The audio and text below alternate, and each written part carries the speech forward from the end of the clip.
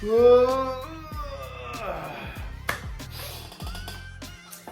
going on? We are back in the saddle today on a fine Wednesday morning. The sun is shining, the birds are chirping, and it's a beautiful day here in Austin, Texas. So I figured I just want to share a couple things because I filmed a bunch of stuff and it's pretty cool. So I want to walk through a few minutes the past couple of days. We were just out in Big Bend, which is a national park in Texas. Actually, if you go west from eastern Texas, you have the corridor of Dallas, Austin, San Antonio, then Houston, further east. But if you go straight west from Austin over and then down, you kind of have this really cool place that has mountains and desert and the Rio Grande and the Mexican border, and you got it all. It's a pretty cool spot. Never really thought that Texas had mountains this tall. Then I looked it up and realized that the mountain that we climbed, which I'll share some video in a second, was actually, it's the 5th tallest peak in Texas. I'm like, really? And it's 7,800 feet, something like that. And if you go out towards the New Mexico border, which kind of makes sense, there's some more mountains out there, and that's where you have the tallest peaks in Texas. But, so we head out on Friday morning. We're supposed to go earlier. We left at 9:30 because we were out late packing, went to Walmart, and it was 10:30 at night, and I'm like, dude, I gotta sleep. I haven't slept the whole week properly. I was getting 6 hours a night, which is not bad. But for me, I'm someone who generally gets 7+, and so when I sustain 6 for a couple of days in a row, it starts to catch up with me. And so I was like, I gotta get at least 7 hours in. And so we got up, packed a little further, packed the car, headed out. We get there, of course, right? It's a 7.5 hour drive with some stops, give or take 8 hours. Get there, storm, thunderstorm, and we're like, oh shit. So we had these campsites. So we booked one campsite. And so what you can do is for $10 per night, you can book a campsite and you can drive on these, they call it primitive roads, to these campsites, and you have your own little kind of spot in the middle of the desert, or it could be the mountains or wherever, across the entire park. So it's a pretty cheap way of doing it. We decided to car camp because we did in the past, and we kind of fit in the back of the car pretty nicely. Some sleeping bags, get a little mattress cover. Thing is though, on the way over, right, the storm's hitting, we had to stop 3 different times because, oh, we forgot the pots and pans. Oh, we forgot the mattress cover, because then we would have to just be sleeping on the back of the car, which is pretty hard and it would hurt your back. So we're like, oh shit. So we stopped at 3 different Walmarts along the way before we then hit the stretch that there was literally nothing. There's nothing until Fort Stockton, Texas. And even Fort Stockton isn't too much, let's be honest. So we finally get there. Storm's hitting. I'm like, desert, sometimes they flash flood. Oh, okay. So you pull up to our campsite. We start driving on this dirt primitive road, and we hit this block of water. And here's the picture. You can kind of see that it's deep, but you don't know how deep it really is. And so we have a Subaru Crosstrek, and we're like, it's not lift or anything. Eventually, we actually kind of want to lift it. It'd be kind of cool to do one day.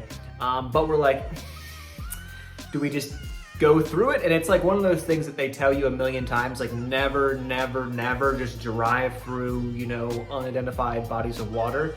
And so we're like, okay, here's the option. We can try to plow through it.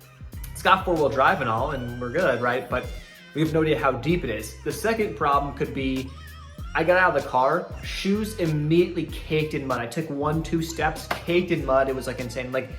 If we can get through the depth of the water, and it's not that deep because we don't know how deep it is, then what if we get stuck? I'm like, I'm not doing it. We're not doing it. We tossed some rocks in, and they just plumped right down. That looks pretty deep. It had to be at least a foot deep, down towards the middle. So we're like, you know what? Let's just see if we can get a spot somewhere else. Got a last second campsite somewhere else. Caught a cool sunset. At that point, the storm was clearing out and whatever. Next day, made a massive feast. We had taken so much shit. The back of the car was full. Made a massive feast. We ate great during this entire trip, I will say. We just packed up, and burgers, eggs, pancakes, bacon, just the whole 9, hot dogs. So we did it all. We were gonna plan to hike on Saturday, which is gonna be the big hike around the Chizos Mountains, which is the big mountain range across the middle of the park. And so we went back. We were in Big Bend a few months ago, and we did this massive desert hike. We did that in November. And the reason why we did November is because once you get into like the summertime, it's 14 miles in the desert and there's no service. There's a million signs saying do not do this during these times of year, from like April to like whatever, September or October, because it gets so hot, and if you have run out of water, you get hurt, like we can't get you, there's no one that's gonna know, you're gonna die. And people have died on that trail before. So like, you know what, let's do that in the fall. We did in the fall, it was 55 degrees, it was a huge thing, it was a full day hike, it was great. Now I think a mountain hike can't be that bad. Let's go in the summertime, won't be as hot, you're up higher elevation, and it was great. Like the temperatures were great, it was like in the 70s. Honestly, it didn't even feel like, it was maybe in the 60s when you got towards the top. Especially in the shade, it was kind of chilly, like to be honest, because the wind was gusting like super, super hard. So we got up on Saturday after like kind of having this like secondary, like last second campsite. We're kind of out of sorts, like let's just chill, let's just kind of check out some stuff we wanted to see, go to some different areas, and then we'll do the big hike on Sunday, because then we leave Monday. So that's what we decided to do. Saturday, this super sneaky little hike that we do was a 4-mile hike. I think it was called like Pine Canyon. So if you ever get out there, check this hike out, but I would only recommend this hike after it rains, because they had this thing, it ends at what was called the Pine Canyon Pour-Off. I'm like, what the fuck's a pour-off? Is it just a waterfall? Is it just like a little pool? Like, what is this gonna be? And we start climbing up this thing, and then the beginning of it is kind of a steady incline, and then you kind of get into like some more of like this up into the mountainous hike. And it was a 2-mile there and back, so 4 miles total. And we start hearing water. I'm like, there's a waterfall coming up, and we get there, and holy shit, this thing was like out of like a Bali travel vlog that you probably watched on like YouTube or whatever. It was like this crazy high, or not crazy high, but really cool waterfall. And I'm like, dude, we're in southern Texas, like the desert essentially, and I'm seeing this. It was insane. It was awesome. Got some cool pictures there, then kind of chilled, got to a different campsite, hung out, whatever. Next day we slept pretty decent, or that night slept decently, then did the massive, I think it ended up being 13.2 miles. There's a lot of different ways you can do it. We were originally gonna do the South Rim. We realized that as you kind of go up, you hike Emery Peak, but to get there, it's like 5.5 miles. And then you go around you could go around the backside, you can kind of just walk right back the same trail and go back down, and maybe like 10, 11 miles. But we went around the back side of the mountain range or whatever. And there's more to do, but we were not gonna do a 20 mile hike. So we ended up coming around the backside and keeping it as simple as possible. It ended up being like 13.2 miles.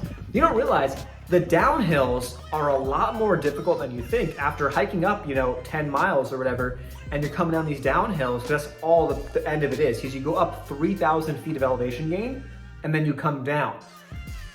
That last couple miles, like your quads, your knees are just pounding on the rocks and whatever kind of like gravelly, terrain you're kind of coming down on these trails. That shit kind of hurts. Tons of signs for bears. The park ranger was like, yeah, we got these 2 adolescent bears up there, you might see them. We didn't see them. We saw bears last time we were, or like a year ago, we were in Big Bend. A mother bear and a cub, which was kind of scary because, mother bears can kind of get pretty freaked out when, they've got their cubs, so you gotta be careful with that stuff. But once we kind of got down the back of that, we saw some deer, and that was really it. Apparently there's mountain lion and there's bear up there. Just didn't see any this time. On the way up to that hike, really, really cool, because you kind of get to this point, and then it's just a rock climb up to the peak. Now, the trail technically ends. The park ranger's like, hey, don't do that. You'll die if you fall off. And you literally would die if you fall off. I have some pictures and stuff to put up, but I mean, it was kind of sketch. I climbed to the top just to kind of get the pictures and to kind of hey, I went to the top of Emery Peak, here we go. And then went back down. But other than that, it was a really cool hike, great day for it, and no complaints. Did catch at the end, each day, there was thunderstorms, and we had this insanely cool shot coming out of the back of the van, back of the car, and I just happened to be recording, this storm, which had a nice rain shaft, and getting a little technical here, but you had the whole thunderstorm, and then you have the rain shaft, and it looked really cool in the mountains coming up. And as I record it in a 5-second video, we get a massive lightning bolt perfectly in the frame. It looked sick. That was pretty cool. And then at this point in time, there's no service. There's no service at all. And then the last day, we kind of had a different campsite we got that was really, really cool. Looking down, it was just on the foothills of the mountains. So you kind of have to drive this like long 30-minute dirt road for like 6 miles.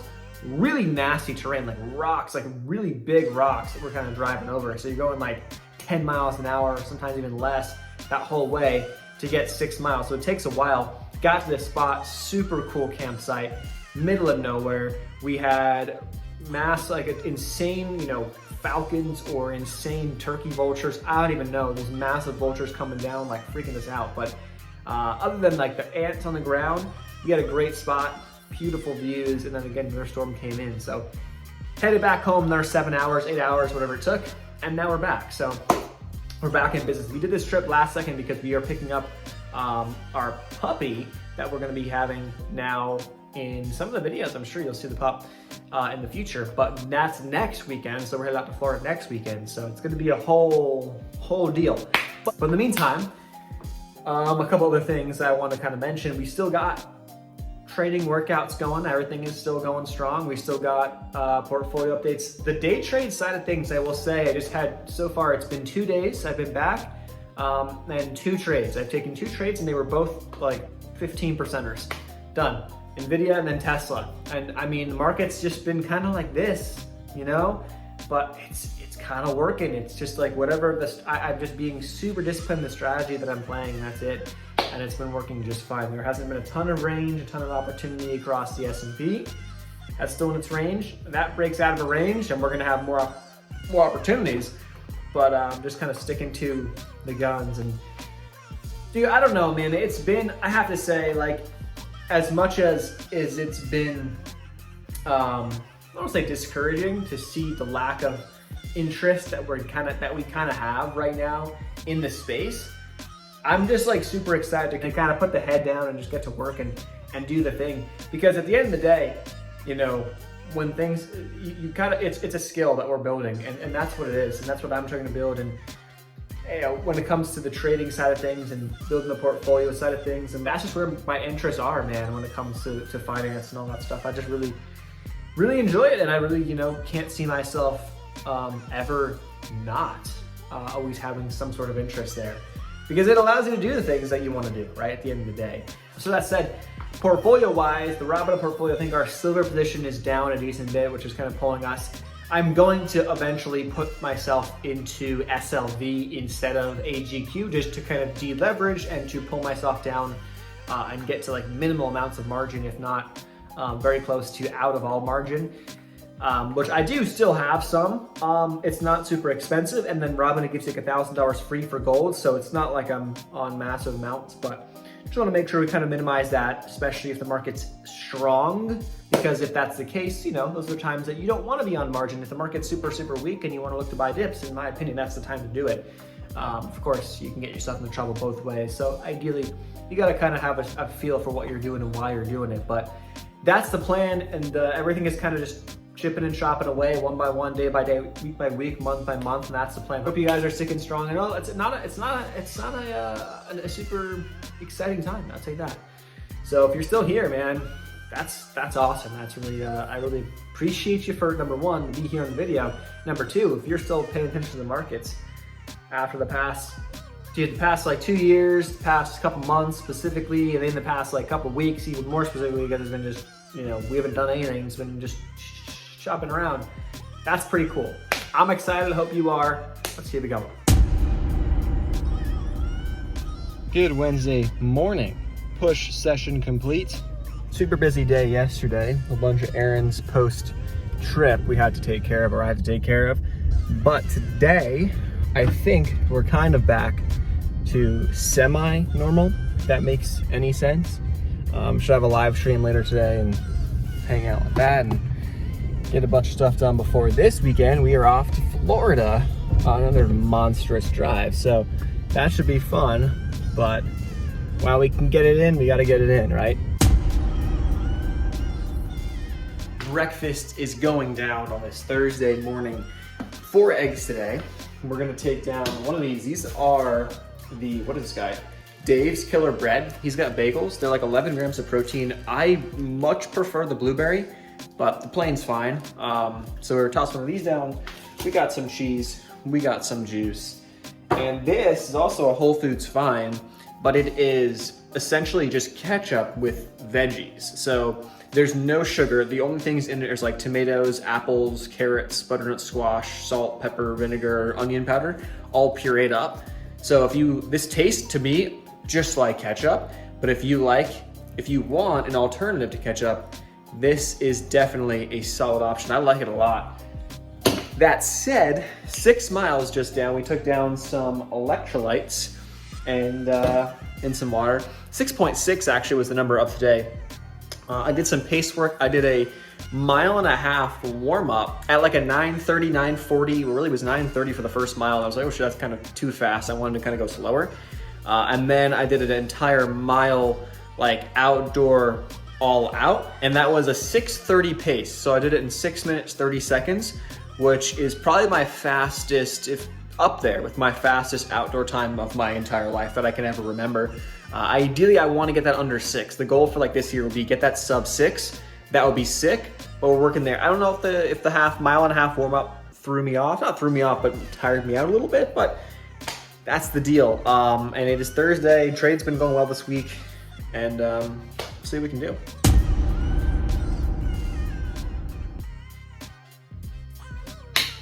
Final tallies for this week. Here is a look at the progression of the portfolio. We are headed back on a nice and steady, slow upswing. The big drop also was partially because I took out about $1,600 along that drop down. So performance was shit and I took out money. That's what makes up for that. But decent week. Bunch of covered calls expire worthless. We're gonna do that yet again, or back on the saddle next week to do that. Day trades, it was the best week, or one of the best weeks I've had in a while, I feel like. And this month metric wise is not P&L wise, but metric wise is the best month I've ever had. I'm gonna have a more detailed video of that. Today was a freaking day. We got up at like 5:30 in the morning, ran to the gym, pole session, came home, and then because I'm gonna be traveling and stuff, I still wanna hit, like, I'm not gonna hit my exact workouts, but I gotta do like a 13-mile workout on Saturday. I'm gonna be driving all day, I don't think I'm gonna do that. So I'm trying to take the next couple of days, I gotta hit 20 miles by Tuesday, and I'm trying to break that up. And so I did 6 today, see what I can do on Saturday, Sunday, and see what I can do maybe Monday, and then our new friend will be here in next week's video. So we'll have part of that. I'll put part of that in the next video. But thanks so much for watching. If you guys are still here, you're a beast. I love you. I appreciate you. And the journey continues. I'll see you guys in the next one.